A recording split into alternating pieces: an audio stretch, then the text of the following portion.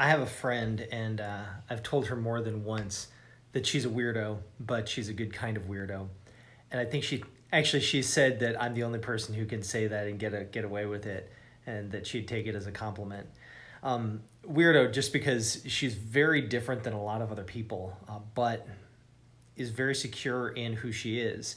And what's really cool is that with her, like all that I would say that we as Catholic Christians believe about what it means to be human and Christian, like she embraces it, but she lives it in a very different way than a lot of other people, and in her own way, she's comfortable being herself in that, and it's really cool, and she stands out, and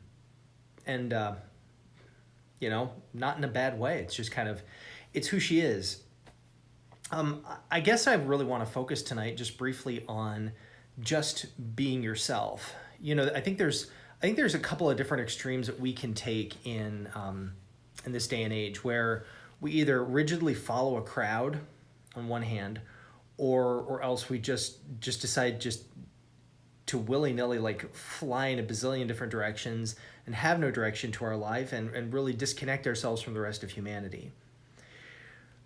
When we look at how the Lord builds us as human beings, there are particular things that are just constitutive. They're just a part of our humanity, who we are as man and woman, that we've been created for truth and goodness and beauty, that the Lord has created us for himself, and our hearts are restless until they rest in him, that the commandments of Christ and of the Mosaic law, which Christ encompasses within himself, that it's all a part of what it means to be human. Okay, so you take all that for starting points, but beyond that, like the possibilities for what we as human beings can do and be, holy cow, there's a lot of opportunity for creativity on our part and on the Lord's part in concert with us, in connection with us.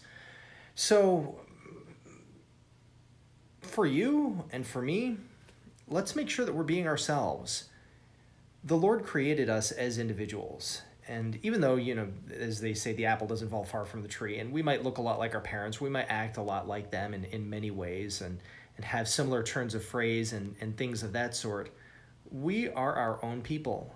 And it's important that we be sure that taking all of that into consideration, who we are, who God has created us to be, what it means to be human, like, that we be ourselves as best as we're able. It's interesting. One last thing in this regard.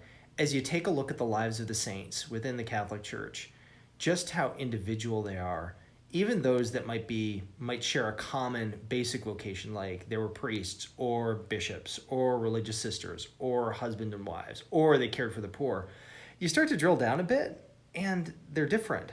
How they got there, the experiences they had, the particular sufferings they had, the graces that they were given by the Lord, they're all different.